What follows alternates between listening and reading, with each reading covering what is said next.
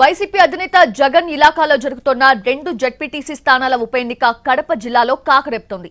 MP Avinash Reddy రంగంలోకి దిగి వ్యూహాలు రచిస్తూ ఉంటే Pulivendula TDP incharge BTech Ravi ప్రతి వ్యూహాలు పన్నడంలో బిజీగా ఉన్నారు.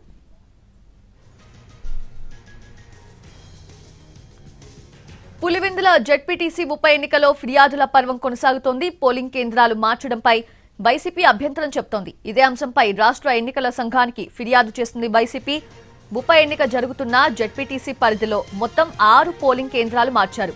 4000 మంది ఇతర ప్రాంతాలకు వెళ్లి ఓటు వేయడం సాధ్యం కాదన్న వైసీపీ ఇటీవల జరిగిన దాడులతో ఓటర్లు భయాందోళనకి గురవుతున్నారని రాష్ట్ర ఎన్నికల సంఘం దృష్టికి తీసుకెళ్లింది.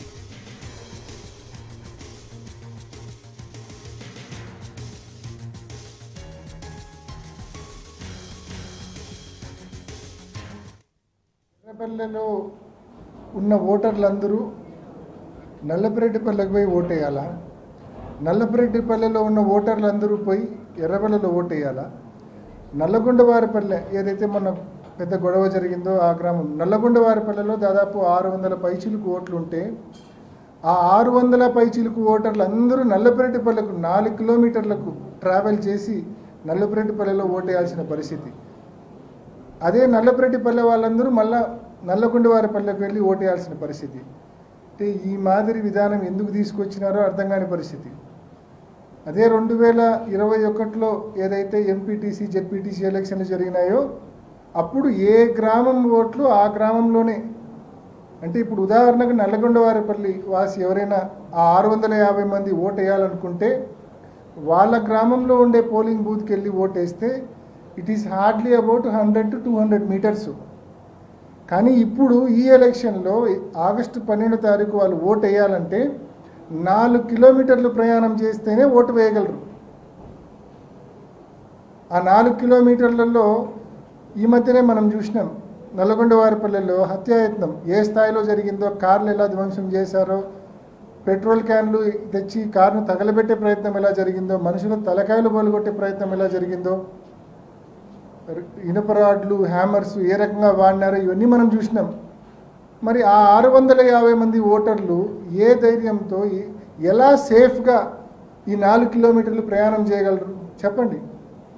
వాళ్ళ ఊర్లోనే పోలింగ్ బూత్ ఉంది, వాళ్ళు అక్కడ ఓటు వేయాల్సింది పోనిచ్చి ఈ మాదిరి విధానం తీసుకొని రావడము, అంటే ఈ మాదిరి ఎక్కడన్నా మనము పోలింగ్ బూత్స్ షిఫ్ట్ చేయడం చూసింటాం సౌలభ్యం కోసం. మనం చాలా చోట్ల ప్రతి ఎలక్షన్లో పోలింగ్ బూత్స్ షిఫ్ట్ చేయడము చూస్తూ ఉంటాము సౌలభ్యం కోసం, ఓటర్ల సౌలభ్యం కోసం. కానీ ఇది రివర్స్. పోలింగ్ బూత్లు అలానే ఉన్నాయి అన్ని ఊర్లలో, కానీ ఓటర్లను షిఫ్ట్ చేసినారు. నల్లగొండవారిపల్లె ఓటర్లందరినీ నల్లపరెడ్డిపల్లెకి షిఫ్ట్ చేసినారు.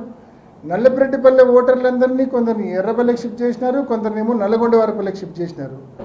అంటే ఇది అబ్సల్యూట్లీ అర్ధరహితం, మోస్ట్ మీనింగ్లెస్. మరి ఎందుకు చేశారనేది ఇంకా ఆలోచన చేస్తే కన్నా కేవలం పోలింగ్ శాతం తగ్గించాలా, 4 కిలోమీటర్లు నిజంగా సేఫ్గా వచ్చే పరిస్థితులు ఇవాళ లేవు కాబట్టి చాలామంది ఓటు వేయడానికి రాకపోవచ్చు. ఆ అడ్వాంటేజ్ టీడీపీ బహుశా పోలింగ్ బూతులను పోలీసులను అడ్డం పెట్టుకొని ఏమైనా అడ్వాంటేజ్ తీసుకునే ప్రయత్నం చేయడానిక, దేనికోసం మరి ఈ మాదిరి? నిజంగా it is the duty of the election commission to ensure that every citizen comes and votes. ప్రతి ఒక్కరూ వచ్చి ఓటేసేటట్లు సౌలభ్యం కల్పించాల్సిన బాధ్యత ఎన్నికల కమిషన్ది.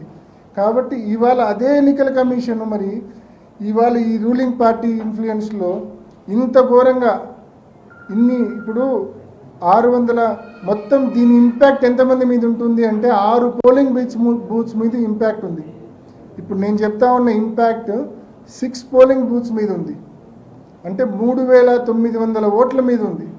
దాదాపు ఈ ఎలక్షన్ 10,600 ఓట్లకు సంబంధించి అంటే 3,900 ఓట్లు అంటే దాదాపు 36% ఆఫ్ ద ఓట్స్, 36% ఓటర్లకు ఈ సమస్య ఉంటుంది.